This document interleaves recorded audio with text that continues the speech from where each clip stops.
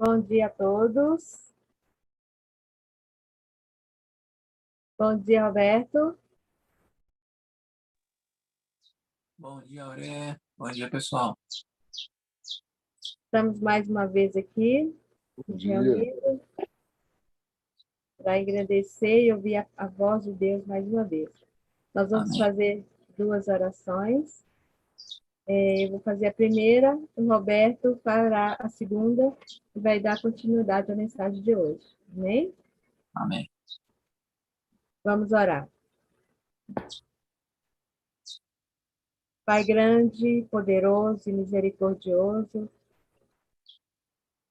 nós estamos mais uma vez aqui na tua presença, buscando de ti sabedoria, entendimento, discernimento, para compreendermos mais uma vez a tua palavra. Vamos continuar, Paizinho amado, estudando o capítulo 11 de Daniel. Que o Senhor possa enviar teu Santo Espírito para usar mais uma vez o Roberto, que é o mensageiro dessa manhã, que vai trazer essa mensagem, a parte 2 do capítulo 11 de Daniel. Que a nossa mente possa estar limpa, voltada para ti, tira de nós toda a distração, as preocupações, que possamos focar na tua palavra neste momento. Que o Espírito Santo seja derramado em porção dobrada sobre todos nós. Em especial o Roberto, que está responsável por essa mensagem de hoje. Muito obrigada por essa série de Daniel, mensagens que são tão presentes para nós, que possamos, Senhor Deus, aprender, internalizar, praticar e ensinar aos outros. Esse mundo precisa saber que Jesus está voltando. Senhor Deus, te suplico humildemente que o Senhor venha fazer o que for melhor para as pessoas ali na Turquia, na Síria, esse terremoto terrível que aconteceu lá. Que o Senhor possa abençoar aquelas pessoas. Nós sabemos que isso são sinais do fim. E que nós possamos despertar desse sono que estamos no. E deixamos de ser mornos, que possamos ser quentes em Jesus Cristo. Que possamos anunciar que Jesus está voltando, que possamos escolher o lado certo, que é ficar do teu lado, teu caminho estreito. Nos abençoe, nós estamos aqui para isso, para nos preparar, para manejar bem a espada, que é a tua palavra.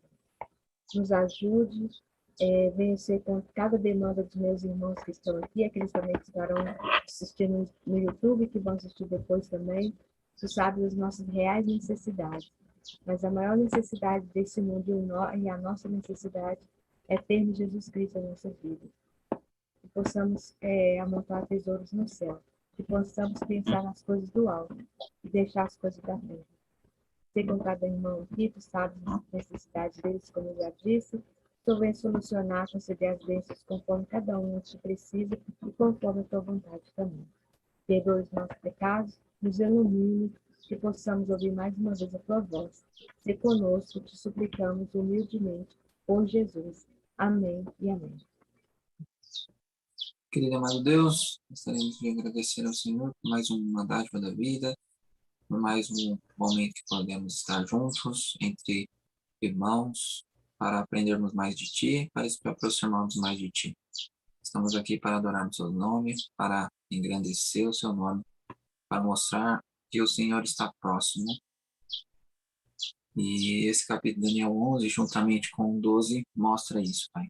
Que logo, logo o Senhor vai se levantar para nos resgatar. E precisamos estar preparados para quando o Senhor voltar.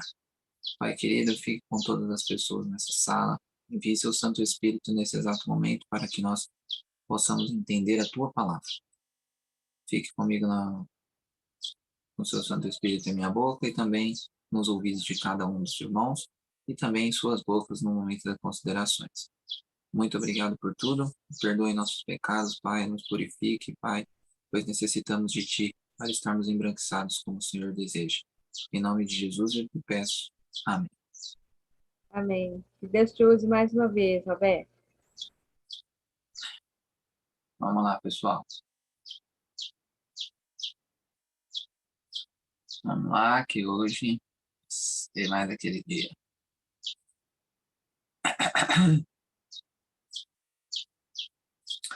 Bom, meus irmãos, ontem nós vimos alguns pontos importantes. Eu vou dar uma recapitulada rápida, já que a gente tem um tempinho.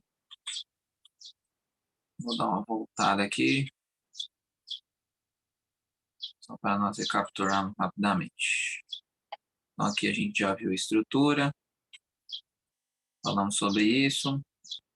Então, nós lemos o capítulo ontem. Hoje nós vamos iniciar lendo ponto por ponto. Então, nós vimos no primeiro, nós mostramos para vocês que tinham algumas sessões, tá? Vimos os personagens dessas sessões, que aparecem no texto, ok? Nós vimos que os preteristas, futuristas, historicistas, né? Nós já falamos sobre lá desde o primeiro capítulo que nós estamos estudando, desde o antes do primeiro capítulo, né? Foi o primeiro tema que nós falamos. Se alguém está aqui entrando, temos todos os temas do Daniel lá aí no canal, tá? Tá no canal Caráter Cristão, tem uma playlist tanto de corte, que é só a pregação, quanto de nós aqui dialogando também. E aí nós vimos que os preteristas colocam Antíoco Epifânio, como esse homem viu, tá? Por quê? Porque eles usam a luz do capítulo 8. E lembre-se, no capítulo 8 não tem animal, só tem um chifre que se engrandece, tá? Então isso faz com que eles entendam que tem que vir Antíoco Epifânio aí, porque para eles no 8 Antíoco Epifânio é o chifre pequeno. Então é Antíoco Epifânio que é o chifre pequeno e que se engrandece. E eles não entendem Roma, tá? Então, com isso, os preteristas e os futuristas também, eles só têm uma diferença nesse momento, que é a grande tribulação. Para os preteristas acontece ali do 39 em diante, e para os futuristas eles colocam essa do 36 em diante, alguns por causa justamente de entender que o homem viu, no caso dos preteristas e futuristas, eles acreditam que, como o Antíoco Epifânio não tem nada ali do 40 para frente, eles colocam a grande tribulação para explicar o que eles não conseguem explicar, ok? Então, esse é o problema dos preteristas e futuristas e não é o que nós acreditamos. Falando sobre isso, nós vamos por historicistas. Vimos que temos os literalistas, que é o capítulo 11 inteiro literal. Nós temos os simbolistas plenos, que o capítulo praticamente inteiro é simbólico. E nós temos os simbolistas mistos, que é literal até o momento, e depois eles mudam para o simbolismo. Isso também nós vimos que temos um índice baixíssimo no primeiro bloco, baixo no segundo, elevado no terceiro e quarto, e elevadíssimo no quinto bloco do que nós dividimos aqui o capítulo 11. Depois nós vimos que as divergências deles são todas por causa de como Roma é introduzida. E aí nós já vimos que os literalistas, por exemplo, eles colocam Roma como um terceiro personagem, tá? A partir do verso 14, nos roubadores do teu povo. E a Bíblia King James corrobora com isso, tá? A Bíblia King James está roubadores do teu povo e não os dados à violência. Simbolistas plenos já coloca ali do 4, 5. Do 4, 5 verso, já Roma, rei do norte. E os simbolistas mistos coloca Roma como rei do norte também, só que ela inicia como reinado Seleucida no 14 e ela passa a ser Roma, rei do norte, a partir do verso 16. Então tem uma troca aí, mas nós já vamos explicar para vocês que isso daqui é uma pedra no sapato. Mas eu já vou colocando para vocês aqui os pontos negativos e positivos mais para o final do nosso estudo. Então, mostrei para vocês, tinha Cassandro, Lisímaco, Seleuco, Ptolomeu, os dois foram destruídos rapidamente, nem chegaram a reinar tanto, ficou Seleucida e Ptolomeu. Como Judá estava ali em torno dos dois, né, ficava ali entre os dois, ficou então os reis do norte e os reis do sul. E daqui em diante, nós vimos também os reinados, e nós vamos ver que, irmãos, se vocês peguem aí uma meia horinha por dia, talvez até menos, né? Pegue o nome desses personagens, Ptolomeu Soter, Filadélfo, coloca no Wikipedia, lê sobre eles, tá? Vocês vão entender melhor o capítulo 11 quando conseguirem fazer isso, tá bem? Vai ser bom. Todos os nomes que nós passarmos para vocês agora, tentem printar a tela e depois pesquisar sobre a história, tá bem? Vai ser muito legal. Então vamos lá para o Marvin Maxwell. Vamos iniciar então aqui por Marvin Maxwell. Por que o Marvin Maxwell? Nós colocamos o Marvin Maxwell porque ele esmiuça muito bem esses 14 versos, tá? Então, como ele esmiuça muito bem os 14 versos e como a igreja, na sua quase que totalidade, né, na sua maioria, leva Maxwell como sendo o personagem que melhor se enquadra o capítulo 11, nós vamos seguir as orientações com ele. Mas nós vamos mostrar todos os pontos após o 14. Lembre-se que até o 13, até o 14, todo mundo está amigo de todo mundo, né? Nós já mostramos para vocês aqui. Então, como todo mundo é amigo de todo mundo, não vai fazer tanta diferença eu colocar Maxwell, eu colocar o Uri Smith.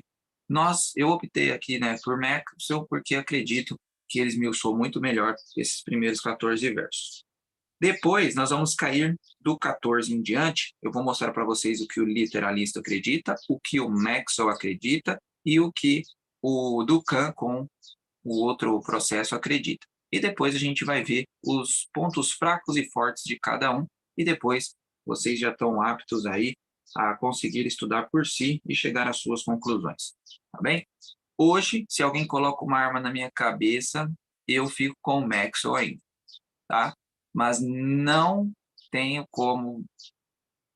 ainda uma posição formada, ainda tenho algumas coisas, como eu disse para vocês, que foram me apresentadas, que eu não consegui estudar ainda, que pode ser que o literalismo não seja tão absurdo assim, tá?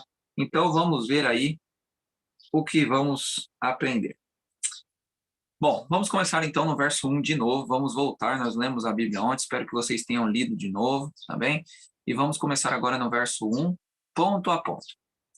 Entre colchetes está o que Maxwell acreditou, ao que a maioria da igreja acredita, então eu coloquei entre colchetes porque não está na Bíblia, mas a gente já sabe na história que essas pessoas aparecem, tá bom? Então, ó, Gabriel, tá, que foi quem estava ali conversando com Daniel. No primeiro ano de Dario Medo, me levantei para fortalecer e animar. Agora eu te declararei a verdade. Eis que ainda 3 reis, Cambises, Falso-Esmerde e Dario, se levantarão na Pérsia. E o quarto, que será Xerxes, será acumulado com grandes riquezas, maior do que todos, tornado forte por suas riquezas e empregará tudo contra o reino da Grécia. Vamos aqui, porque aqui a gente já tem um problema com o Ducan. O Ducan coloca Artaxerxes como quarto, Xerxes no lugar ali de Falso-Esmerde. Então, para Ducan seria Cambises, Dario, Xerxes e Artaxerxes. Ele colocou no livro até uns argumentos até legais, mas Xerxes é de longe o rei mais rico da Pérsia. Ninguém conseguiu a riqueza de Xerxes. Xerxes tinha um palácio incrível em Susa. Lembra que o início do capítulo 10 é Daniel do 8, né? O início do capítulo 8 é Daniel em Susa, e ele vê o bode e o carneiro, a batalha acontecendo. É justamente porque Susa era a capital de Xerxes e ele tinha um palácio incrível lá. Tanto que Alexandre o Grande queima esse palácio para mostrar que quem manda é a Grécia, porque todo mundo estava chamando Alexandre de persa. Estava colocando ele como se fosse um novo persa, ele ia continuar os persas. Mas não, ele estava ali para ser um grego dominando toda aquela região. Então, Alexandre o Grande, inclusive, ele queima o palácio de Xerxes, mesmo Xerxes já morto. Tá bem? O que acontece, irmãos, é muito importante nós entendermos. Eu até tenho ali uma certa ali Artaxerxes. Por que Ducan coloca Artaxerxes ali? Pelo fato de ser ele que vai liberar o decreto, que vai começar às 2.300 tardes e manhãs. Mas o texto diz que será acumulado de muitas riquezas, ok? Então é muito importante entendermos isso. A nossa irmã Cristine falou do Falso-Esmerde. Não, irmã, o Falso-Esmerde ele foi alguém que, na troca de Cambises para Dario vacilou, e aí Falso-Esmerde reinou ali por cerca de 2 anos, tá? Então ele foi alguém ali que ele entrou de gaiato na história. como ele reinou, porque lembre-se, como ele reinou quase 2 anos, então ele passou aquele ano de ascensão e reinou. Então é muito pertinente colocar ele aqui, porque ele reinou. Não foi alguém que entrou no reino e já foi logo tirado, entendeu? Ou se ele só ficasse o seu primeiro ano, beleza, mas ele reinou mais de um ano. Então, quando reina mais de um ano, a gente já coloca na cronologia como rei, ok? Então, para Maxiel é Cambises, Falcismerde, Dario e Xerxes. Por que Xerxes? Porque Xerxes, de longe, foi o rei mais rico da Pérsia. Não teve mais rico do que Xerxes. E aí o finalzinho do verso também diz que, ó, forte por suas riquezas e empregará tudo contra o reino da Grécia. Xerxes foi quem mais batalhou contra o reino da Grécia. Ele fez coisas incríveis, ele foi para cima, colocou exército, brigou com eles, foi quem mais resistiu à Grécia, foi Xerxes, tá bem? Lembre-se que a Grécia foi tomando o reinado aos poucos, tá bem? Então ela conseguiu uma vitória ali sobre Dario e ela praticamente conseguiu a Pérsia, mas a Pérsia ela ainda foi resistente com outros reis, tá bem? Então só para vocês entenderem aqui que Xerxes de fato cumpre muito bem esse verso 2. Depois vocês entendem, pesquisem sobre Xerxes, sobre Dario, Cambises e os falsos Esmerte. Lembre-se, os temas aqui, as pessoas que estão no texto, vocês podem pesquisar, peguem 20, 30 minutinhos, não precisamos ficar ignorantes quanto a essas coisas, porque hoje nós temos a internet para nos ajudar aí, bom? Depois se levantará um rei poderoso, e nós sabemos bem que é Alexandre o Grande, que reinará com grande domínio e fará o que lhe aprover.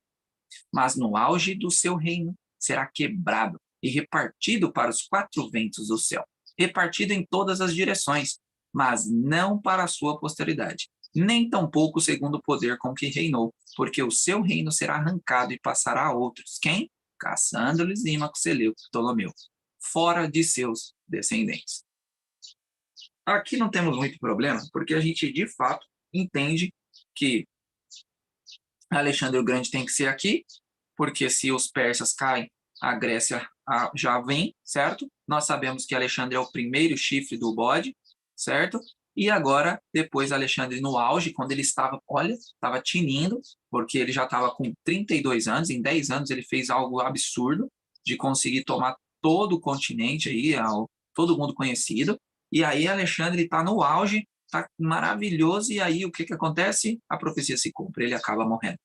E aí ele é quebrado, repartido para os 4 cantos, porque os 4 cantos, aí entra aquele, deixa eu voltar aqui, entra esses 4 aqui, ok?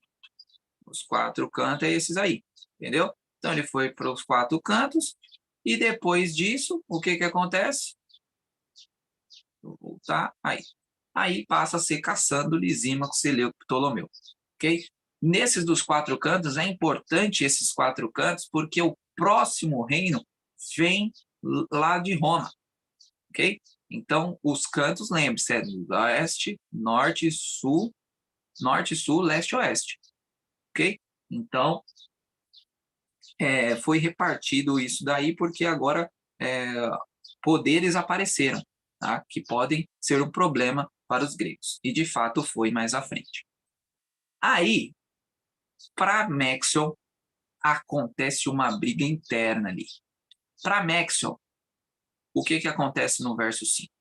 O rei do sul é o Egito, o que vem a linhagem dos Ptolomeus, e o rei do norte é os Seleucidas, ok? Que é a região da Síria, Síria Seleucida. Por que Síria Seleucida? Porque está lá na Síria. Hoje o terremoto foi justamente nesses pontos. Turquia, deixa eu voltar aqui de novo. Ó, Turquia e Síria, ok? Então nessa região aqui, inclusive, é onde está acontecendo as coisas lá que nós estamos vendo. Então, Síria Seleucida. Por quê? Porque ficava na Síria. Então, para Maxiol, para Uri Smith, essa é uma briga de fato que acontece interna na história. E o porquê que o argumento deles é bom? É porque aconteceu de fato. E nós vamos mostrar para vocês agora, a partir do verso 5, ponto por ponto, de quem estava lutando com alguém. Então, para eles é literal. Acontece tanto no norte quanto no sul uma luta, uma briga entre esses dois reis que vai até o final do capítulo, ok? Então vamos lá entender isso aqui. Somente Dukan acredita que daqui em diante já é Roma operando de alguma forma e ela vai operando até o verso 45, tá bom? Então vamos lá para os versos 5. O rei do sul, e aí nós colocamos quem foi, Ptolomeu Sóter, será forte, como também um dos seus de Alexandre e seus príncipes, que é o Alexandre. Este Seleuco Nicator, que também estava ali na luta entre Ptolomeu, será mais forte do que Ptolomeu I, e reinará e será grande o seu domínio. Então nós estamos vendo aqui que o texto está dizendo que o rei do sul, Ptolomeu Sóter, ele era forte, mas Seleuco Nicator era mais forte do que ele. Então já começou aqui a confusão. Lá no verso 6, diz o seguinte: mas ao cabo de anos, eles, Antíoco II, Teos, e Ptolomeu II, Filadelfo, se aliarão um com o outro. A filha do rei do sul, Berenice, casará com o rei do norte, Antíoco II, para estabelecer a concórdia. Ele, porém, não conservará a força do seu braço, e ele não permanecerá, nem o seu braço, porque ela será entregue a Laodice, e bem assim os que trouxeram seu pai, e o que o tomou por sua naqueles tempos. Vamos lá para o verso 6 para vocês entenderem aqui. Depois vocês procuram sobre Berenice, Laodice, é bem interessante. Mas só um resumo rápido para vocês. Então, Antíoco e Filadelfo tentaram casar ali o pessoal para ficar todo mundo bem. Né? Não, vamos casar aqui, nós estamos brigando muito à toa, acho que não precisa dessa briga. Eu dou minha filha Berenice para você, para o seu filho Antíoco, e a gente faz uma graça. Aí tá bom. Eles entregaram Berenice. O problema é que Antíoco era casado com Laodice. Então ele se separa para casar com Berenice. E aí ele casa com Berenice. Mas depois ele decide, não gostei de Berenice, quero voltar para Laodice. E ele volta para Laodice. Quando ele volta para Laodice, Laodice mata ele envenenado com mais uma galera, porque Laodice achou que ele ia poder largar ela de novo. Então, para não correr o risco, eu vou matar geral. E aí ela matou ele e matou mais uma galera porque ela envenenou como se fosse numa festa, entendeu? Então ela fez uma catástrofe, ok? E aí não deu certo o casamento, tá bom? Não deu certo, aí começou a briga de novo. Aí no verso 7, a briga recomeça. De um renovo do terceiro Evergeta, do Ptolomeu III Evergeta, da linhagem de Berenice, lembra?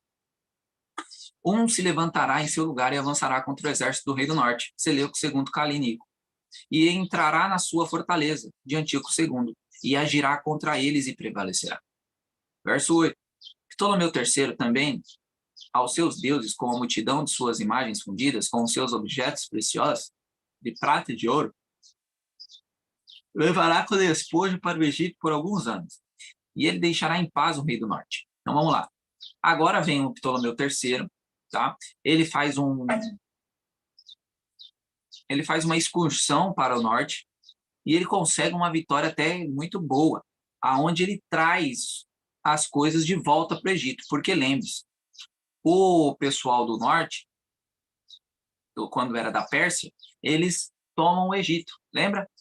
Com Cambises. Então eles levaram um monte de coisas boas do Egito para lá, muito prata, muito ouro, relíquias. Então agora esse Ptolomeu III vai até o Império Seleucida e traz de volta essas coisas que estavam lá. Então ele traz ouro, traz despojo, traz prata de volta para o Egito, tá bem? E aí acaba que fica um tempo de paz, mas depois volta de novo. Depois deste, Seleuco II avançará contra o reino do sul, Ptolomeu III, e tornará para a tua terra.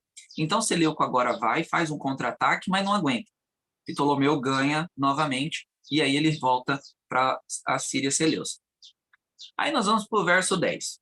Os seus de Seleuco II, filhos, que aí foi Seleuco III Soter e Antíoco III Magno, que já é pai de Antíoco Epifânio, farão guerra e reunirão numerosas forças. Um deles virá apressadamente, arrasará tudo e passará adiante, e voltando à guerra se levantará até a fortaleza do rei do sul. Então este, Ptolomeu IV Filopator, se exasperará, sairá, pelejará contra ele, contra o rei do norte, Antíoco III, que é o pai aí do nosso querido Antíoco IV Epifânio. Este porá em campo grande multidão, mas a sua multidão será entregue nas mãos dele. A multidão será levada, o exército seleucida derrotado, o coração dele, Ptolomeu IV, se exaltará, e ele derribará miríades, porém não prevalecerá.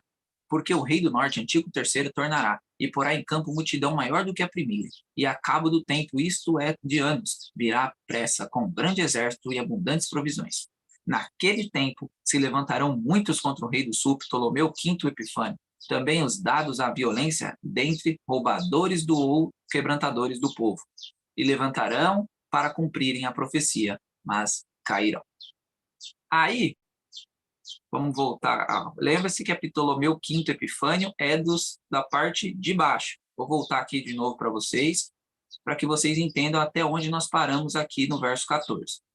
Então, ó, nós vimos até aqui, ok? Da parte dos Ptolomeus, e nós vimos até aqui da parte dos Seleucidas.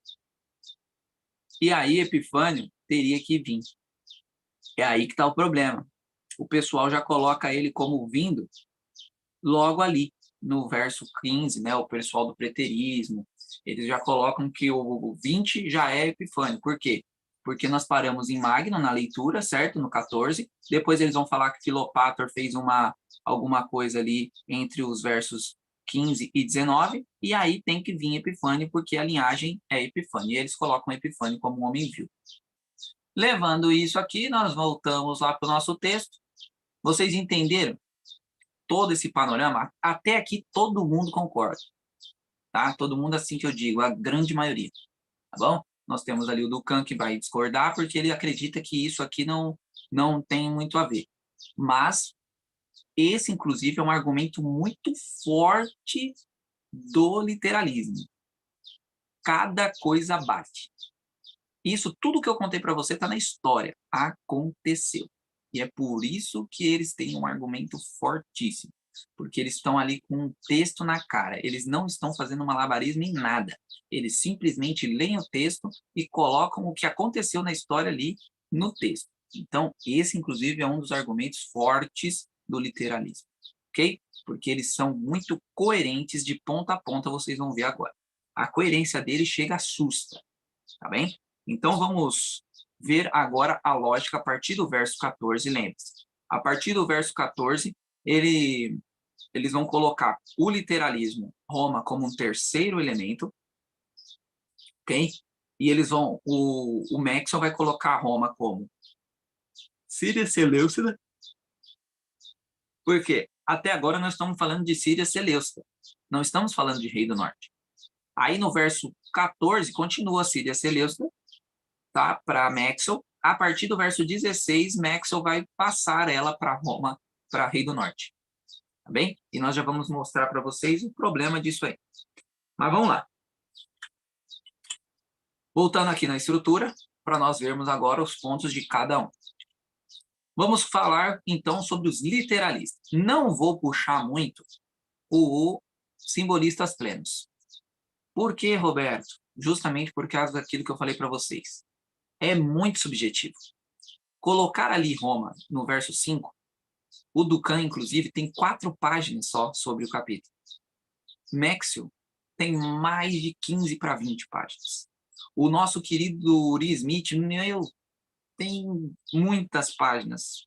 Então, o Ducan não nos dá muitos elementos, tá? Eu vou falar para vocês já o que eles acreditam, tá bem? Mas eu não vi fortes argumentos no que eles acreditam, tá?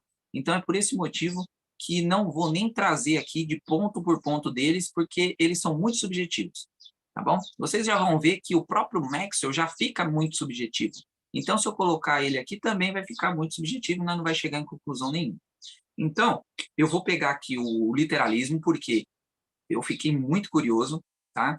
E em ver que bate muito bom e os argumentos são muito sólidos, tá? Tudo bem que no final vai parecer meio com... Roberto, mas que doideira é essa? Vocês vão ver que no final ali não faz muito sentido, mas faz. Vocês vão ver que não faz, mas faz, tá bom? Vamos lá. Vamos lá que eu não quero complicar vocês. Vamos lá. Então, até o verso K13 tá todo mundo felizão. Todo mundo bonito, os preteristas, futuristas, adventistas, todo mundo tá até tranquilo. Aí do 14 em diante a coisa vai ferver. Então, no 14, para os literalistas, Roma como um terceiro personagem, esquece Norte e Roma, ok? Roma como um terceiro personagem. Aí vem, no verso 16, Pompeu invade a Palestina. Bem? Então, Pompeu invade a Palestina.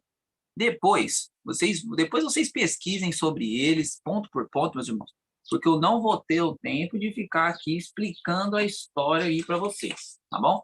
Isso daí vocês podem ir anotando quem foi Pompeu e tal, vocês vão aos poucos entendendo. Então, Pompeu invadiu a Palestina. A Palestina é ali a região de Israel. Depois vem o Júlio César, dos versos 17 a 19, tá bom? Esse Júlio César, ele conhece Cleópatra, é numa excursão que ele faz ao Egito, e ele conhece a Cleópatra, lembra? E aí ele se casa com Cleópatra, tem um filho com ela, e depois ele volta para o seu reino lá. Depois, no verso 20, aparece Otávio Augusto. E Otávio Augusto, ele foi adotado e ele é o primeiro imperador, tá bem? Primeiro imperador de Roma.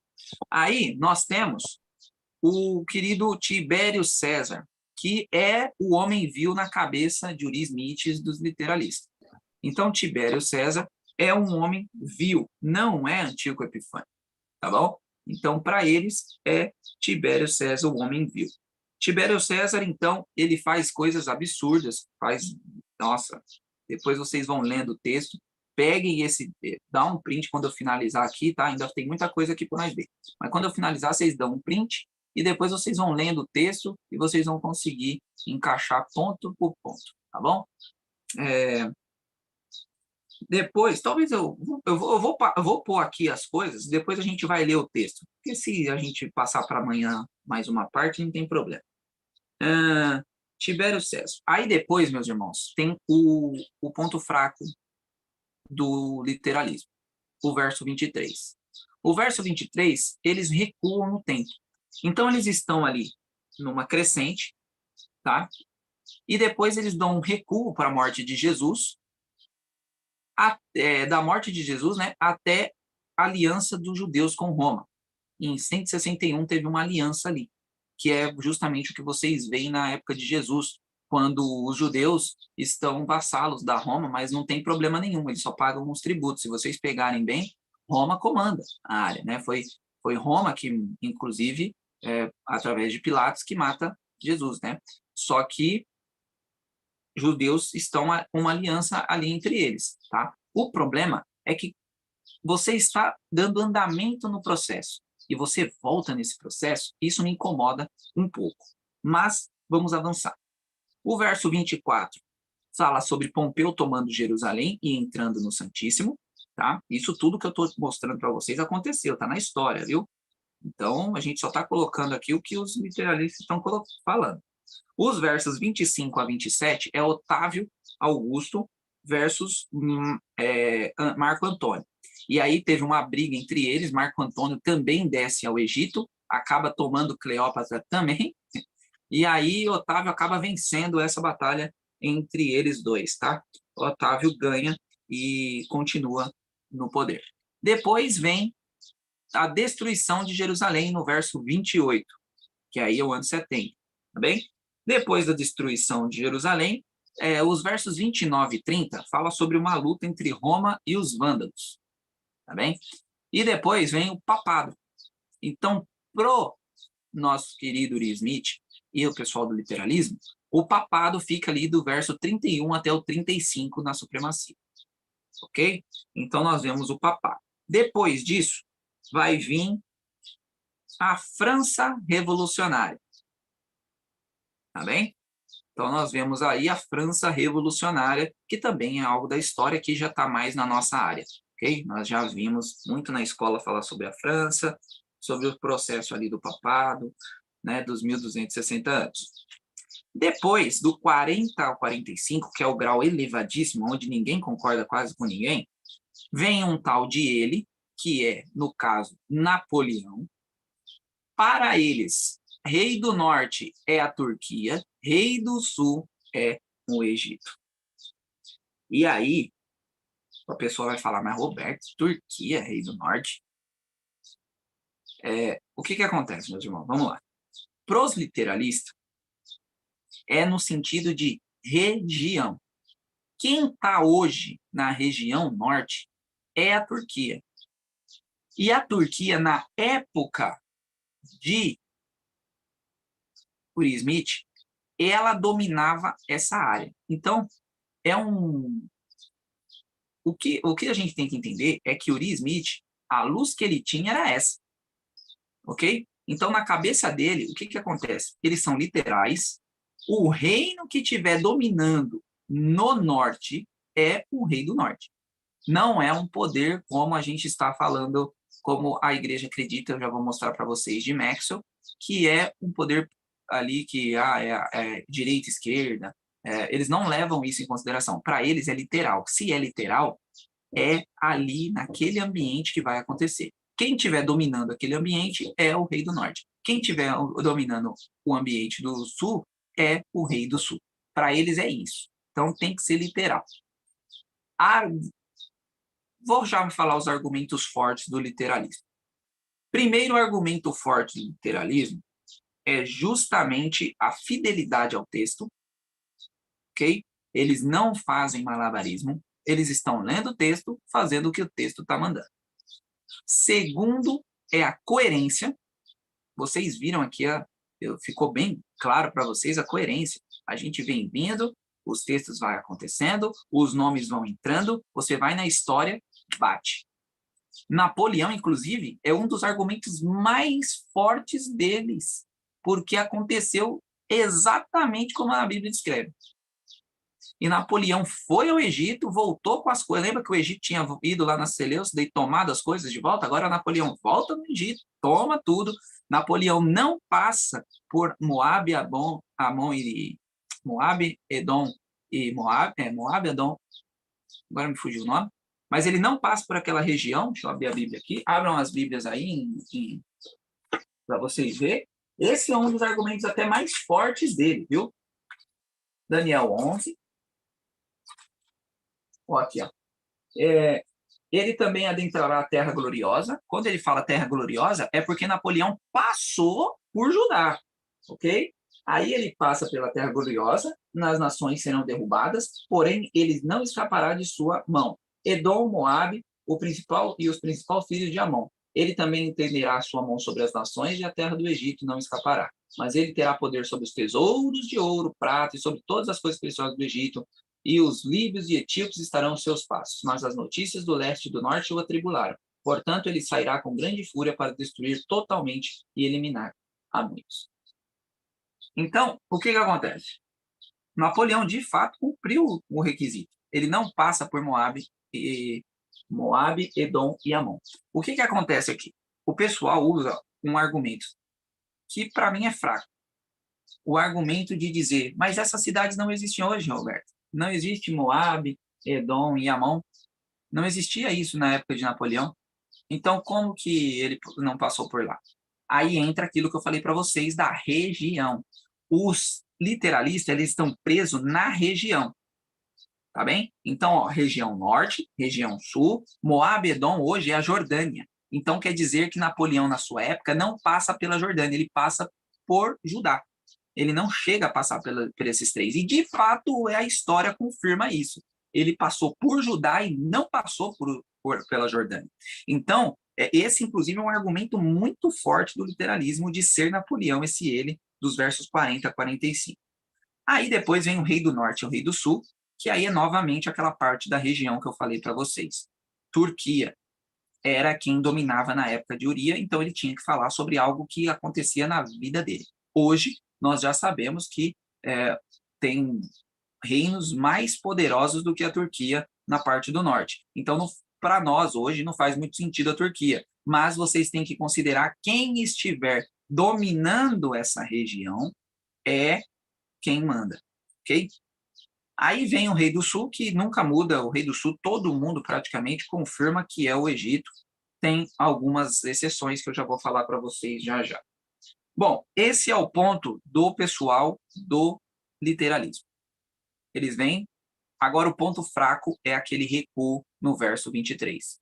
Esse recuo no verso 23, ele é muito problemático ali, porque é complicado. Você está andando e aí você dá uns passos atrás para explicar alguma coisa, sendo que, geralmente, isso quebrou um pouco a sincronia do que eles estavam fazendo, certo? Então, ele vem com uma coerência, aí essa coerência dá uma batida e volta a ser coerente de novo, tá entendendo? Isso daqui me incomoda um pouco, mas vamos lá. Como eu disse para vocês, ainda tem um material para estudar para entender esse literalismo. Vamos avançando, então, para o que a igreja acredita. O que a igreja leva hoje em consideração é os simbolistas mistos. Então, até o verso 13 está todo mundo feliz. No verso 14, nós vamos adentrar aqui com Roma, tá? Lembrando que para os mistos, para Maxwell, ainda não era Roma na sua fase total, tá? Era ali Roma normal, Roma Seleucida, e depois, Roma Seleucida, no Rei do Norte Seleucida, e depois, no verso 16, ela começa a ter uma preeminência. Aí, ó, até o verso 20, os simbolistas mistos estão com os literalistas. Então, ó, Pompeu invade a Palestina, Júlio César aparece, Otávio Augusto aparece. Do 21 até o 39 é o papado. Então fica subjetivo. Entendeu? Inclusive, esse é um ponto fraco deles. Eles não dão tantos detalhes como nós vimos os literalistas dando. Tá bem? Esqueci uma parte que é muito importante dos literalistas, tá? O argumento mais forte deles é que Daniel entende a visão. O anjo não explica nada para ele. Ok? Então, por o anjo não explicar, não tem símbolos. Tá bom? Esse é um argumento muito forte deles. Tá bem? Muito, muito forte. Daniel simplesmente diz que eu entendi. Tá bem? Então, se ele entendeu, aí o que eles levam em consideração? Daniel tinha ali o mapa, ele sabia onde era cada coisa, então ele sabia que daquela região ia acontecer tal coisa. Ele não sabia o que aconteceria, assim como o Uri Smith não sabia que a Turquia perderia muita força. Então, na época dele era isso. Então, na época de Daniel, Daniel entendia ali as regiões. Então, como ele entendeu de onde vinha cada coisa, ele falou, entendi. Tá bem? Não, ele não sabia que Júlio César ia nascer, Augusto, Pompeu e etc. Não, mas ele sabia que esse pessoal vinha de certas regiões. Então, ele fala, não, entendi. Okay? Então, esse é um argumento muito forte para os literalistas de que Daniel simplesmente ouviu, escreveu e entendeu. Se ele tivesse símbolos, ele teria que ter uma explicação, tá bom? Como não tinha, então Daniel entendeu sem problemas. Agora, voltando aqui para o simbolista. Simbolistas mistos. Então, eles colocam aqui do 21 ao 39, papado. E não dá nada para nós. Nós não tem nada mais. Entendeu? Então, eles vão até o verso 20 ali, os Maxwell esmiuça muito bem. E depois ele põe papado e pronto. E lá no 40 e 45, ele coloca que o rei do norte é o papado, direita religiosa, rei do sul, ateísmo, esquerda. Ok? Aí é o que nós estamos levando em consideração de fato. O rei do norte como papado, agora é o papado, direita religiosa, e o rei do sul, ateísmo, esquerda. Tá bom? É a esquerda que vai contra os princípios de Deus. Aí nós temos uns meros pessoas também.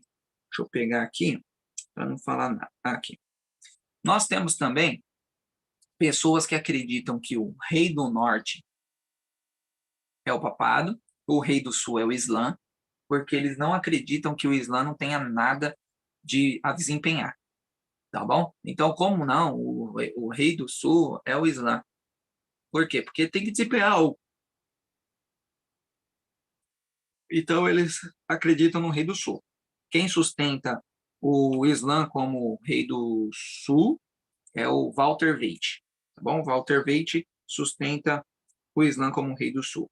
E também tem alguns que sustentavam a Rússia como rei do sul, tá? O problema aí dessa Rússia é que a Rússia está mais alto do que o norte. Então, eu não sei como que chegaram nessa conclusão, eu nem não cheguei a dar uma olhada para isso.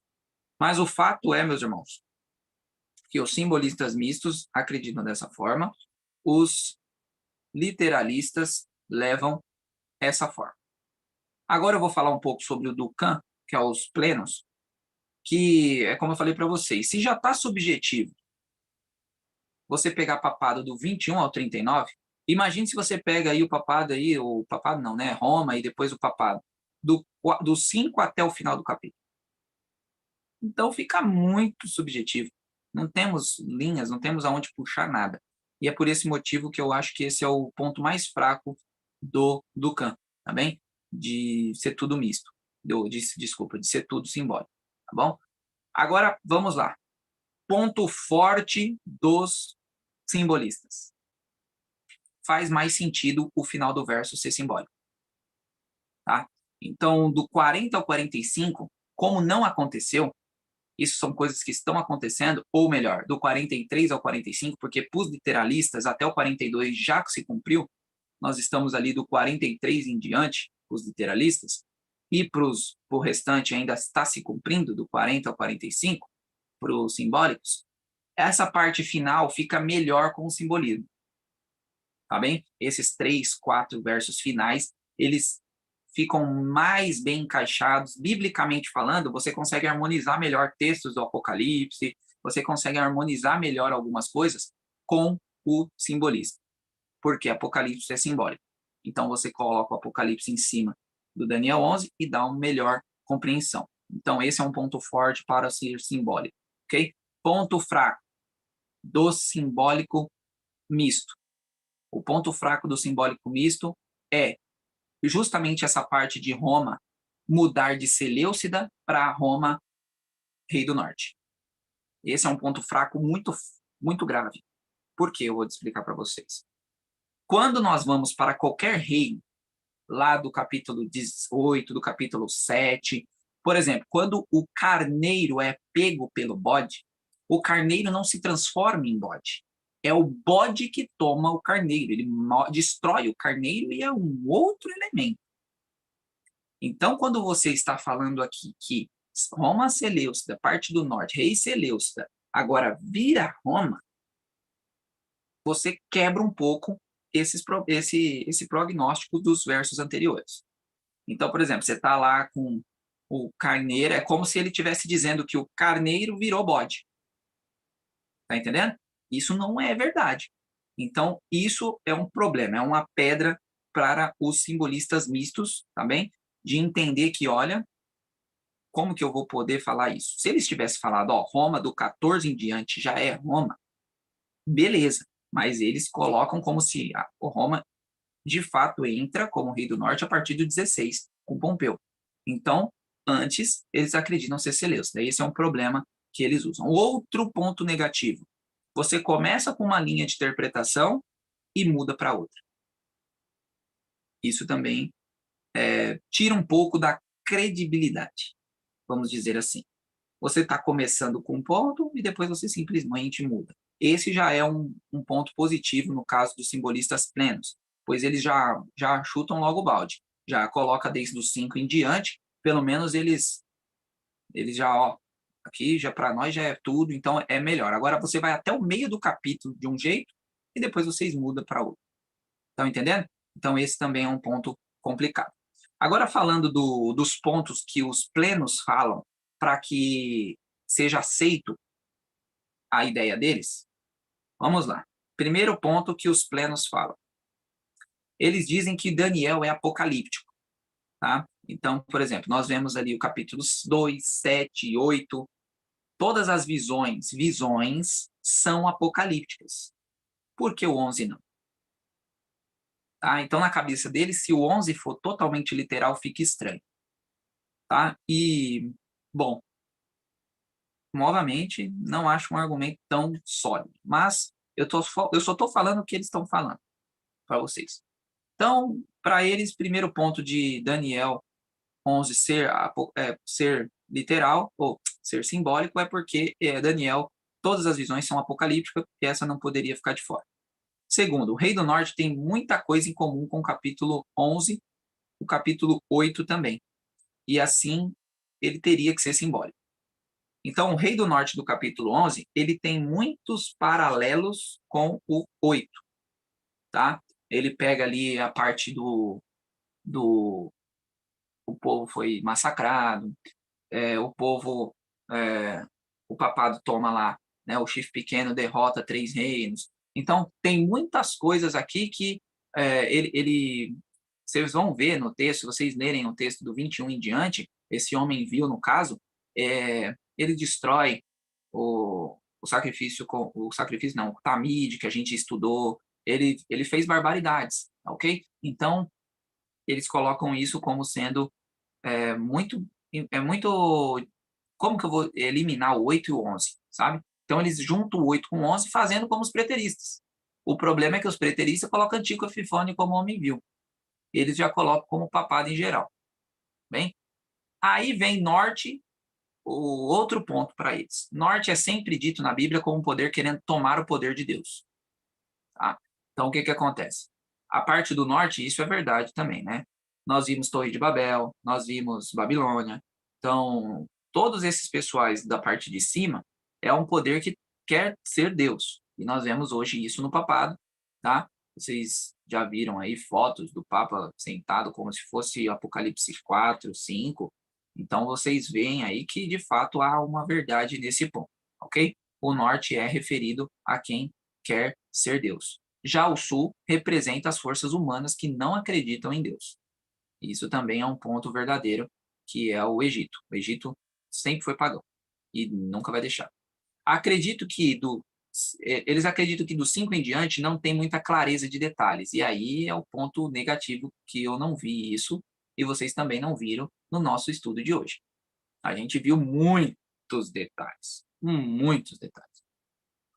E o ponto forte deles é justamente a conclusão, né? Por ser mais favorável ao simbolismo, eles acabam tendo esse ponto forte, tá bem? Do final do capítulo. Agora, o literalismo tem uma constância muito importante.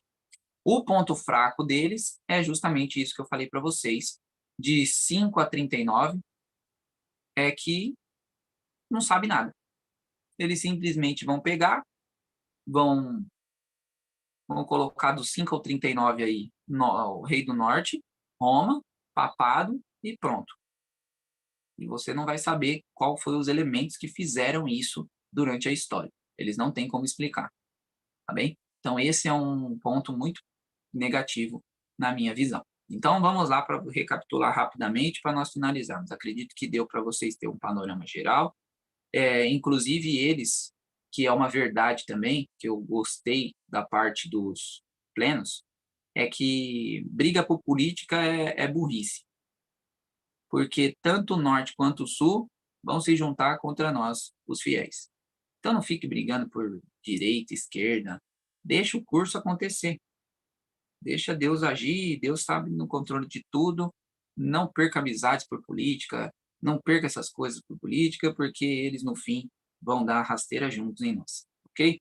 Vão tentar dar, porque nós estaremos com Deus e não cairemos nessa rasteira. Agora, isso é uma parte forte do fechamento, inclusive, dos plenos, tá? Eles focam bastante nisso e nós deveríamos seguir esse conselho de parar de ser polarizado nessas questões, porque de ambos os lados vai vir bomba para nós. Então, vamos lá para resumir rapidamente, tá bem?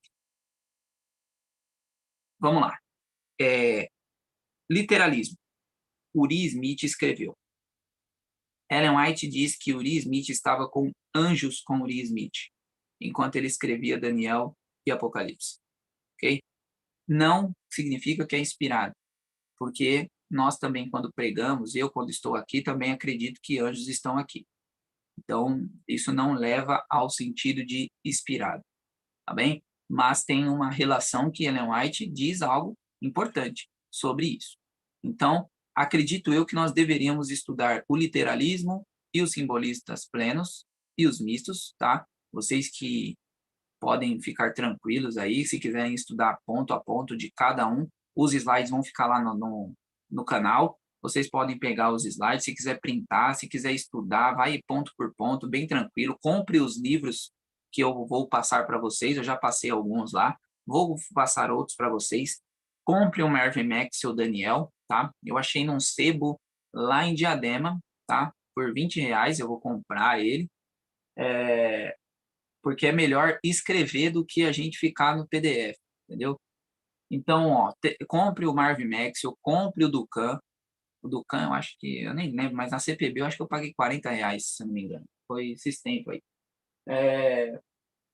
E compre também o Uri Smith, se vocês puderem, tá na galeria dos pioneiros, tá? Se eu não me engano, lá é uns R$ 50. Então, vocês conseguem as 3 linhas por uns R$ 120, mais ou menos, tá bom? Se vocês quiserem adquirir. Eu só não adquiri ainda o Uri Smith, porque eu tenho aqui no EGW, tá? E no PDF. Mas eu quero comprar também, porque é melhor a gente riscar, porque a gente entende melhor. Então, peguem as 3 linhas, e nós temos alguém, uma pessoa me comunicou que o Jones, de Jones, A.T. Jones, também escreveu sobre, e ele usou uma luz ali de Jeremias. Desculpa, de Ezequiel. E aí eu vou ter que estudar isso para entender um pouco melhor, porque Jones também era literalista, tá bom? Mas isso é algo que, mais à frente, eu quero pegar mais firme para entender esse literalismo. Se eu fosse aqui para vocês, eu, Roberto, acredito que está entre simbólicos mistos e literalista. Eu não me deixou muito a par ali, Educan não me deu essa fortaleza que eu precisava para entender nuances desse capítulo 11. Eu acho mais subjetivo, mas não é por isso que não vamos estudar, tá bem? Então, acredito que vocês também devam comprar o livro do Ducan, inclusive tem muita informação importante que eu usei de lá para vocês também, então é muito pertinente vocês comprar, tá bom? Depois eu mando para vocês os livros novamente. Bom, meus irmãos, então, resumindo rapidamente aqui, nós vimos que os mistos colocam Roma do 14, rei do norte, só que ainda Seleucida, e depois do 16 ela aparece como Roma de fato. Nós vimos os plenos, já coloca Roma lá no verso 5. Do 5 em diante já é a parte do norte, já é Roma. Okay? Depois ela vira papada e vai até o final do capítulo. Os literalistas vai ponto por ponto da história, e para eles é literal de ponta a ponta. Quem estiver reinando essa parte do norte vai ser a supremacia, que vai ser o rei do norte. Quem estiver reinando o sul vai ser o rei do sul. Ok? Então, para eles é isso. Vocês agora têm um portfólio aí para estudar. Acredito que a gente conseguiu aqui fazer uns bons paralelos, mostrar para vocês que há linhas dentro do adventismo. Não tenho como dizer para vocês isso é errado e isso é certo, tá bom? Se está dentro da nossa igreja, está dentro do adventismo, é porque não temos uma posição firmada, tá bem? Então, tem várias coisas que a igreja não tem uma posição firmada, né? A igreja, por exemplo, não cravou quem é pós, se Jesus é pós ou pré, entendeu? Então, fica para cada um decidir o que é. Então, tem várias coisas que a igreja não bateu o martelo. No que não bate o martelo, eu não posso simplesmente chegar aqui e falar, ó, os plenos estão errados, os mistos estão errados, os literalistas estão errados. A gente tem que, cada um por si, estudar e chegar às nossas conclusões. Hoje, com uma bala na minha cabeça, eu seria simbolistas mistos. Ainda ficaria com a maioria da igreja. Mas há alguma coisa ali no literalismo que eu ainda preciso estudar para tentar ali chegar numa clareza melhor. E aí, quem sabe, mais à frente, eu traga para vocês alguma coisa que deu para eu entender sobre o assunto, tá bom? O que nós pudermos fazer para que entre irmãos a gente consiga ajudar uns aos outros a interpretar as coisas, a gente deve fazer. Então, aqui nós temos cerca de 20 pessoas aqui online, mais algumas lá no canal. Vai ter muitas pessoas, tem mais de 100 pessoas assistindo os vídeos.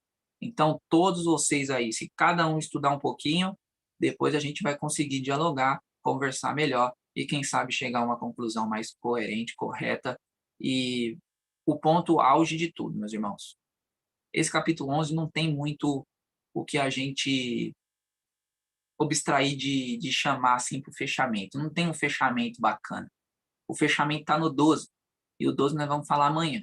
Então, sem fechamento, eu digo o seguinte para vocês: estudem. Nós estamos na igreja 20, 30, 40 anos. Se você faz um doutorado, é de 5 em 5 anos, é um doutorado, certo? Então já era para, eu, por exemplo, tenho 21 anos de igreja, já era para eu ter 4 doutorados na Bíblia. Só que eu só estou estudando a Bíblia há 4 anos, porque 17 eu fiquei brincando na igreja. Então, se vocês têm tempo de igreja, meus irmãos, nós temos que estudar coisas da igreja, temos que estudar a Bíblia, temos que ir para cima disso aí. Esse é o meu apelo para vocês. Estudar a palavra de Deus, comer a palavra de Deus, comer o Espírito de Profecia da irmã White, comer essas coisas aí, porque é isso que vai nos dar a Nova Jerusalém. Então, irmãos, já deveríamos estar aí com uns 4, 3, 2, 5 doutorado, dependendo de quantos anos de igreja cada um de nós temos. Eu era para estar com 4, no mínimo. Só que, infelizmente, eu brinquei de cristianismo por muito tempo. Então, meus irmãos, nós precisamos começar a ver esse lado de fato, estudarmos mais o que vai nos ajudar a chegar no céu, tá bem? Então, esse é o meu apelo para cada um de vocês. Nós não precisamos ficar céticos, né? Nós não precisamos ser, como é que fala, ignorantes nessas questões. A internet está aí. O pessoal antigamente tinha até desculpa, mas eu e você, as desculpas vai cada ano diminuindo.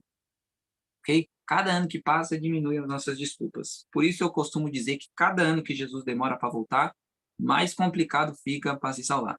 Porque mais luz nós vamos tendo, menos tempo nós vamos tendo, e a coisa vai apertando, e muitas vezes nós vamos sucumbindo ao inimigo.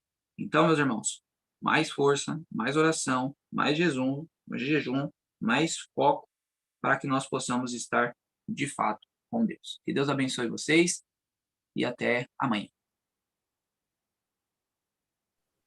Amém. Deus seja graciosamente louvado, né? Deus descortina o futuro diante de nós. E nosso foco é Deus, a Bíblia, o Espírito de Profecia. É procurar conhecer o verdadeiro para reconhecer o falso. Focar no verdadeiro. Deus deixou esse legado para nós. Nós vimos aí, né, as sucessões dos reinos, assim como Daniel interpretou aquele sonho do Nabucodonosor da estátua.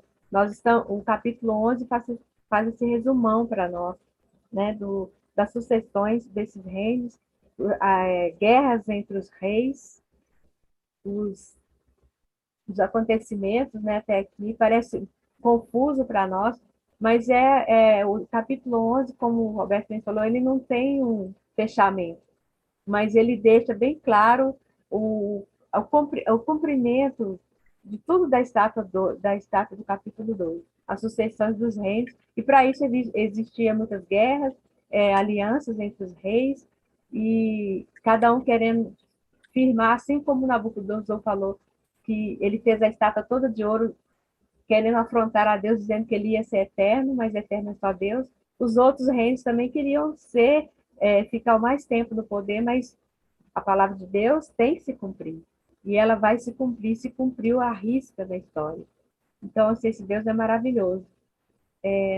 Não temos que duvidar da palavra de Deus. Tudo que Deus falou se cumpriu, se cumpre e cumprirá. Que Deus seja louvado por isso. Ele nos ama tanto que descortinou o futuro para nós. Não precisamos ler cartomante, nem nada disso, né? Nós temos a palavra de Deus que revela o futuro.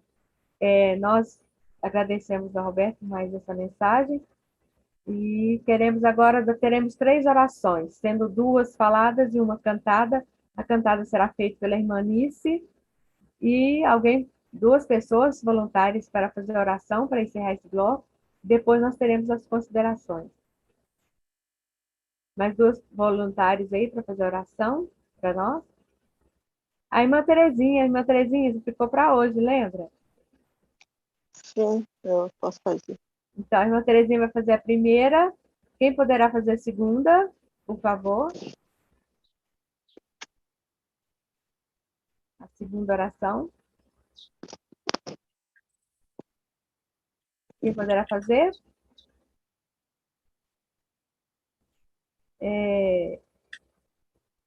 Cristine, você pode fazer a segunda oração, por favor?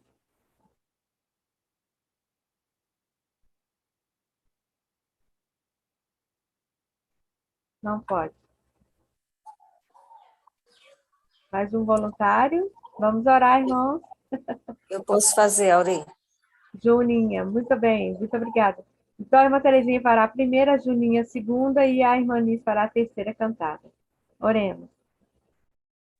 Maravilhoso Deus e eterno Pai, nós louvamos, glorificamos e exaltamos teu santo e eterno nome. Oh Deus Todo-Poderoso, não temos palavras para agradecer o Senhor, o empenho do Senhor, Pai, em nos revelar os teus segredos, revelar, Pai, as tuas verdades contidas na tua palavra.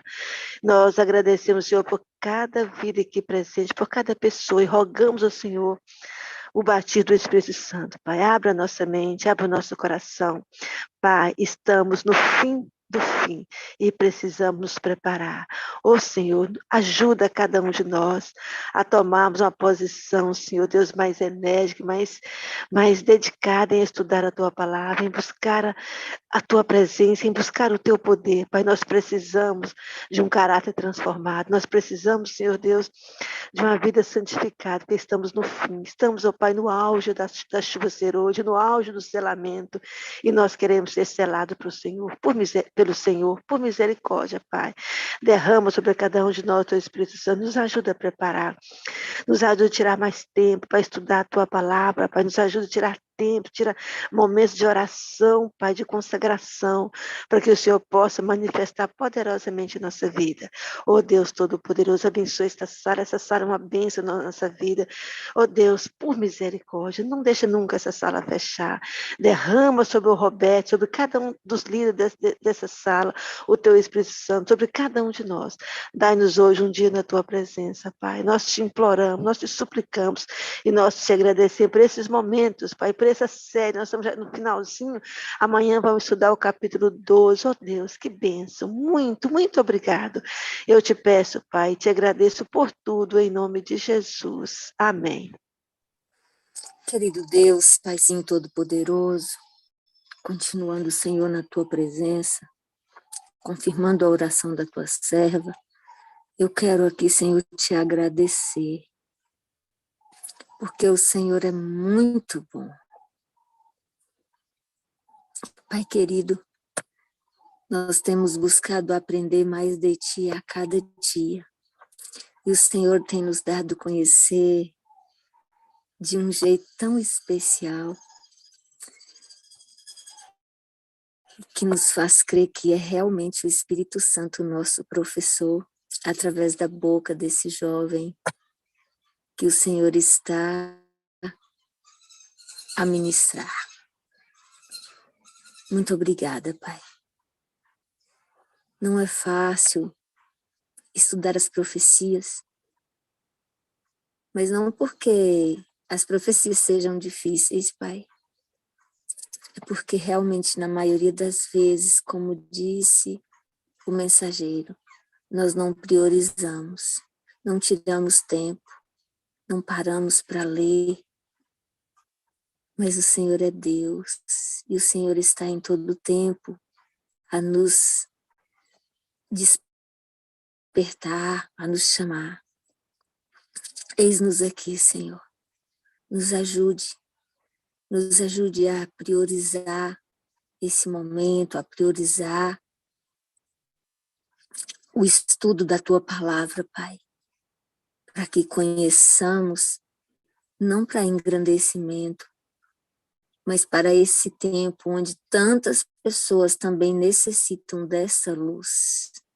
Tanto tempo tem sido desperdiçado nas redes, nas mídias, e tanta luz tem ficado embaixo do arqueiro, mas nós não queremos, Pai, ser essa candeia que vai ficar embaixo do arqueiro. Nós queremos iluminar, nós queremos ser luz para o mundo onde estamos. Nos ajude, Senhor, nos ajude a ser atalaias vivas do Senhor onde estamos, para que a Tua palavra seja propagada para os nossos, porque temos orado e queremos vê-los no céu. Então, Senhor, por favor, ministre através de nós. Que nós possamos ser a Bíblia que eles vão ler. Deus bendito, seja com cada filho teu que aqui está. Seja com aqueles que estão a assistir pelo YouTube. Seja com aqueles que ainda assistirão depois, Pai. Por favor, meu Deus, abre-lhes as mentes, dê-lhes entendimento. Por favor, Deus querido, seja também com o Ministério Pentecostes, com as pessoas que administram essa sala, com as meninas que estão ali a leimar, a levar a tua mensagem, a propagarem o teu evangelho, Paizinho. Seja com elas. Que tudo que for necessário para que a obra se conclua ali, através delas, que o Senhor possa fazer, em nome de Jesus, Pai. Assim também, Senhor, eu quero colocar mais uma vez a família do irmão Roberto no teu altar. Desde o seu sogro Ilha, o seu pai, a sua madrasta, Senhor, a sua irmã, a sua esposa, a sua filhinha, toda a sua casa, Senhor. Tu sabes, Pai, o que fazer e como fazer e na hora que fazer. Abençoe este jovem, Senhor. Continue dando a ele desprendimento celestial, para que ele continue sendo um instrumento do Senhor, a falar onde quer que o Senhor o colocar. Também peço uma bênção especial por cada família aqui representada, cada pedido que está no coração, Senhor. Que a tua vontade se faça, que a tua vontade prevaleça, em nome de Cristo Jesus. Amém, Senhor. Amém. É o Senhor teu Deus, te tomo pela tua mão direita, te tomo pela mão, a tua mão direita, e te digo não temas, eu sou contigo. Não te assombres, porque eu sou teu Deus, eu te esforço, eu te ajudo, eu te sustento com a destra da minha justiça. Não temas, eu sou contigo, não te assombres, porque eu sou teu Deus. Amém. Amém. Obrigada, meninas. Deus seja grandemente louvado pela vida de vocês, pelas nossas vidas, né? Amém. Agora nós vamos partir para as considerações. Alguém gostaria de considerar? Nós vamos. Pessoal, Pois não, Roberto. Não, enquanto o pessoal vai levantando a mão aí, é porque a Cris fez 2 perguntas rápidas aqui. Ah, sim. Do CAN é pleno. Eu já respondi para ela aqui, mas vou responder para todo mundo, porque todo mundo fica sabendo. Tá? O do CAN, sim, ele acredita que do 5 em diante já é Roma, de alguma forma. Tá? E aí ele leva a Roma e o papado até o fim lá. Já o Walter Waite, ele segue o Maxwell, só que ele muda a parte final ali. Ele coloca o Islã no lugar do Egito.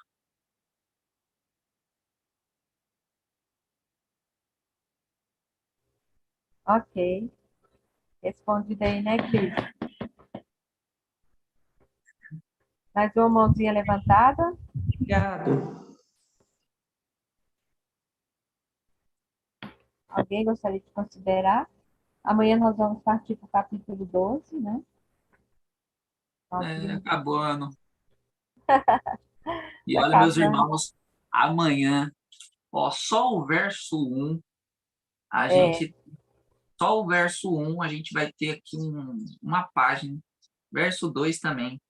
Amanhã a gente vai esmiuçar muitas coisas importantes. Nós vamos entender sobre ressurreição especial, entendeu? Vamos entender sobre os livros de novo. Vai ser bacana amanhã. Parece muito que o bom. capítulo 12 é pequeno, não tem muita coisa, tem coisa, hein? É maior do que o 11 em explicação. Poderoso, né? Maravilha. Bem atual para nós. A cabeça de ouro é Nabucodonosor, representando a Babilônia. Peitos e braços, prata, Império Médio e Persa. Quadril, bronze, Império Grego. Ferro, pernas, né? Império representando o Império Romano. Ferro e barro representando os pés do Império Romano. E a restauração do reino eterno. Oh, glória. Nós estamos chegando aí nos pés, né, Roberto? É, estamos na Deus unha. seja louvado. Estamos, foi uma jornada muito... Cristine, quer abrir o microfone? Deixa eu só fazer um comentário. Pois não. Porque ontem você leu o livro do Duncan, né? E, na verdade, assim, eu comecei a ler primeiro o capítulo 11 sozinha, e, para mim, eu estava enxergando como os plenos, a partir do 5, para mim, eu estava enxergando totalmente o conflito entre Jesus, né, a igreja de Deus, e Satanás. Esse capítulo 11 é bem complicado, né, da gente entendê-lo. Temos que estudar muito mesmo. Agora, temos que ver também, né, o que é prioridade para a gente estar... Sei lá, não sei se é tão importante a gente compreender isso aí para a nossa... Né? É claro que a gente... É bom demais o conhecimento em tudo, né? Mas é porque é tanta coisa para a gente estudar que, às vezes, fica assim... A gente fica pensando, será que isso é prioridade para eu estar entendendo isso? Essa é uma dúvida que eu tenho, assim, comigo, um conflito dentro de mim, entendeu? Mas que é complicado. O ponto que o pessoal tem, eu até entendo a dona Cris, de fato, nossa, tem tanta coisa para ver aqui, olha, é duro. Eu queria ter 10 anos de novo. Mas o ponto que a gente precisa entender é que as profecias, elas são para nos direcionar. Não é para a gente ver futuro. A profecia não é para ver futuro. Tanto que Uri Smith, ele via o presente. Ele não viu o futuro. Porque ele não é Deus, não dá para não ver o futuro. Então, para ele era, como eu falei para vocês, era Turquia e Egito. Porque na época dele era isso. Então, a profecia é para se situar. Então, por exemplo, se a gente sabe, que nem a dona Aurea acabou de falar, a gente já sabe que a gente está nos pés. Se não tivesse essa profecia, se a gente não se aprofundasse, não estudasse isso, a gente não ia estar, né, talvez a gente achasse que a gente estava na cabeça, ou no peito ainda, ou sei lá onde for. Isso eu estou falando da estátua, mas cada um dos pontos ali, a gente já viu lá no primeiro capítulo a importância de se estudar Daniel. Ellen White diz, né, em vários textos dela, mas tem um em Primeiro Ministros, que Daniel e Apocalipse deve ser o foco de nós. O nosso estudo deve estar em Daniel e Apocalipse.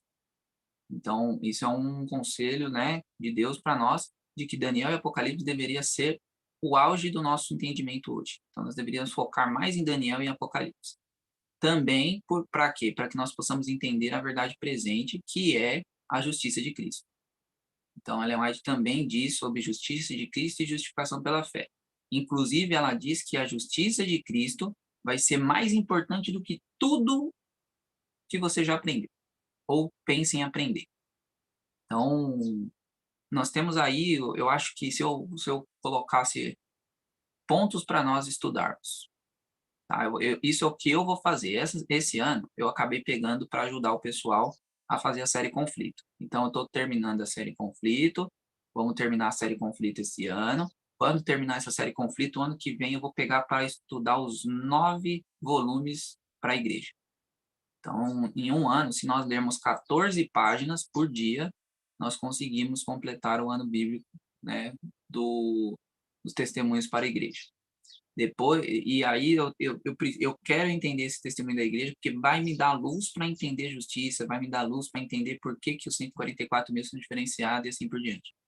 Então, eu preciso fazer esses 9 volumes para a igreja. Então, a minha ideia de estudo é esse, cronometrado esse ano. Eu vou fazer série Conflito, eventos finais, Apocalipse, já fizemos Daniel, já fizemos Santuário. Então, já estamos aí bem avançado até. E quero, ano que vem, focar nessa parte dos testemunhos para a igreja e focar em justiça e justiça de Cristo e justificação pela fé. Entendeu? Então, esses 2 anos eu vou me atentar nesses pontos, porque a irmã White diz que esses pontos são o que vai nos ajudar. Então, é o que eu digo para vocês. Agora, na parte de nós entendermos os testemunhos para a igreja, se nós acabarmos aqui a série Conflito e o pessoal quiser montar um grupo para que a gente possa ler todo mundo junto, a gente faz. Entendeu? Então, a gente pode, quem sabe, fazer um tempinho aí, todo dia, diário, 1 hora, a gente lê, aí cada um lê um parágrafo e vai comentando um pouco e a gente consegue fazer esse ano bíblico, quem sabe. Então, a gente vê algum jeito aí mais para frente, vamos orar em prol disso, porque o inimigo não vai deixar. Leitura não é algo que todo mundo gosta de fazer, todo mundo, é muito difícil, eu mesmo, para ler há um tempo atrás, 0. Depois de uns 4 anos para cá, quando eu fiz a série Conflito, que eu comecei a pegar gosto pela leitura. Mas por que a gente pega gosto? Porque a gente começa a entender, entendeu? Então, quando a gente começa a entender, a gente dá gosto. Agora, quando a gente lia, por exemplo, eu estudava não, né? Eu lia a Bíblia, não entendia nada. Então, para mim era um saco. Aí, quando eu coloquei a Bíblia junto com os espíritos de profecia, junto com a série Conflito, eu falei, caraca, é muito bom mesmo. Olha, estou entendendo. E agora eu gosto de ler. Então, a gente precisa praticar essas coisas, né? A gente precisa ficar praticando, e aí vamos ficar gostando da coisa. E a série dos Testemunhos para a Igreja, que eu já li o primeiro, e foi só pancada, 120 capítulos, muito bons. Eu já li o primeiro Testemunhos, não é algo assim muito gostoso de ler, porque vai ter pancada lá que vai bater na gente toda hora, mas a gente precisa de pancada para crescer, né? É a vida. É a vida. A gente precisa de circunstâncias para que a gente leve. E Deus está nos ajudando com tudo que Ele deixou para nós. Os testemunhos de Jesus. Os testemunhos para a igreja. Tá bem? Então, amanhã a gente vai finalizar Daniel. Vamos ficar aí 2 meses aí estudando algumas coisas importantes. Vai vir muitas pessoas novas para a sala.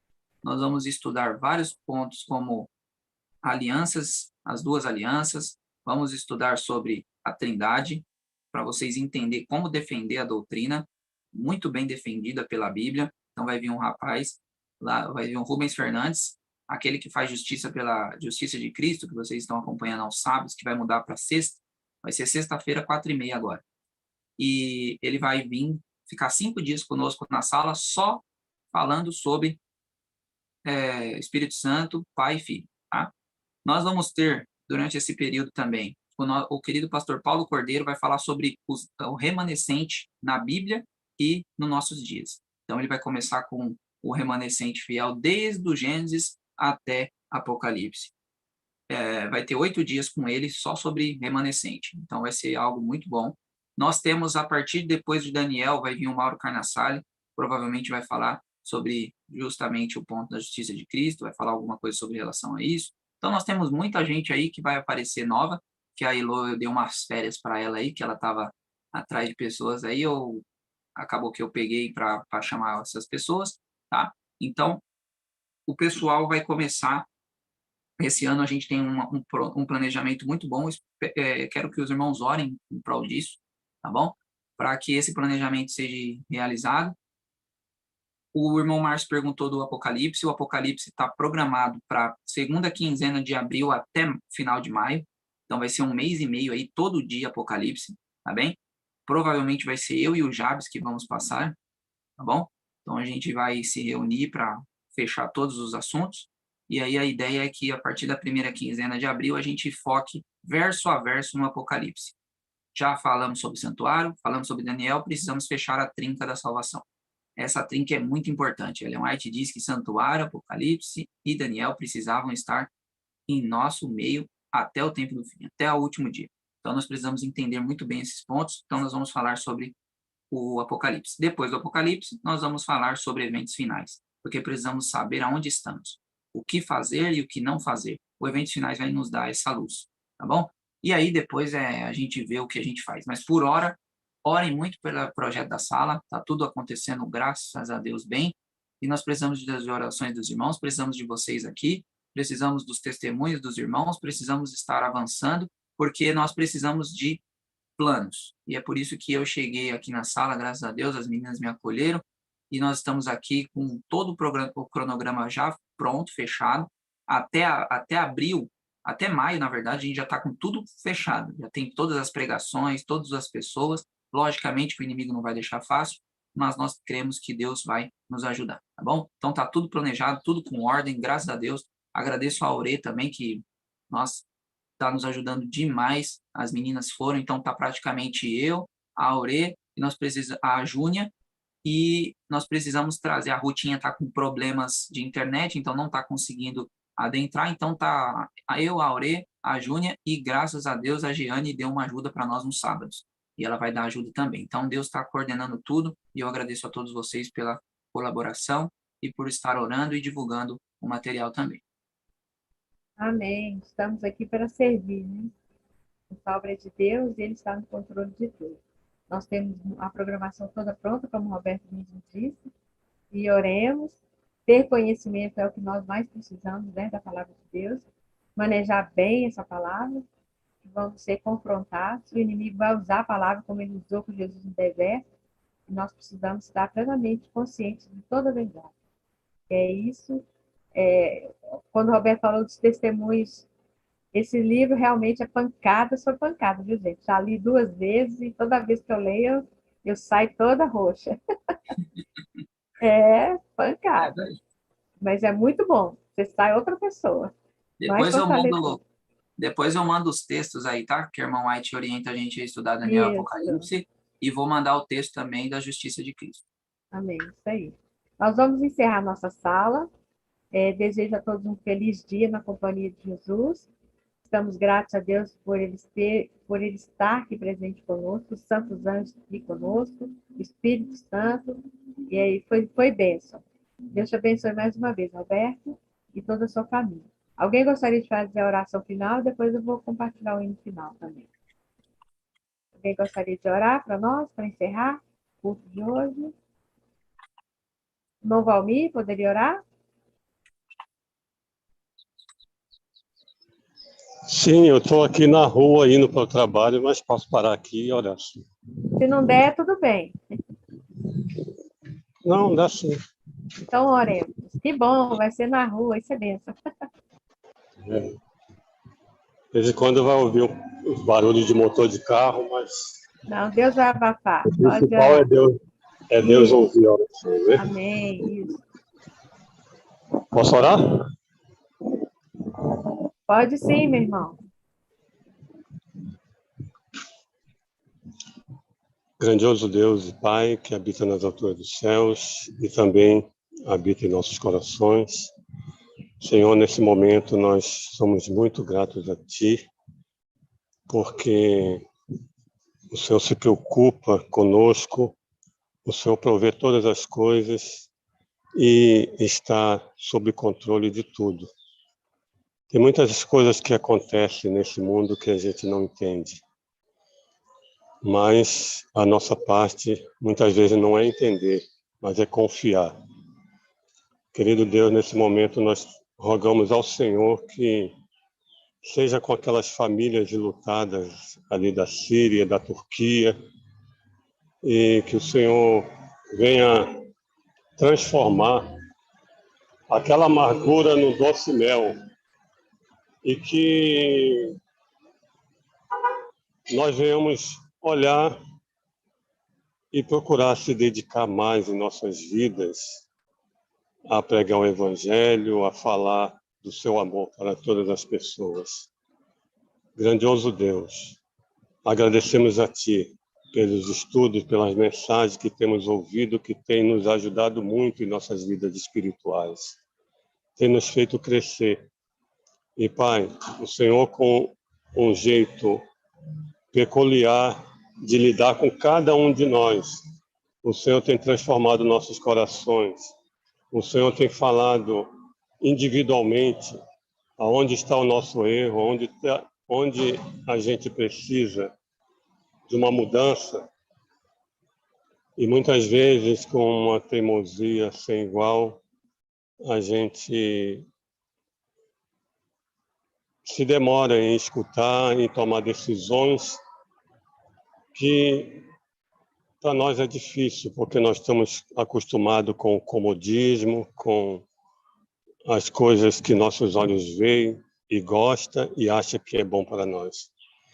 Mas nós entregamos nossas vidas nas suas mãos. Rogamos ao Senhor que continue conosco, nos fortalecendo, dirigindo essa sala e outras salas espalhadas por todo o mundo. E venha nos fazer crescer. É o que eu te peço e te agradeço, com perdão de nossos pecados.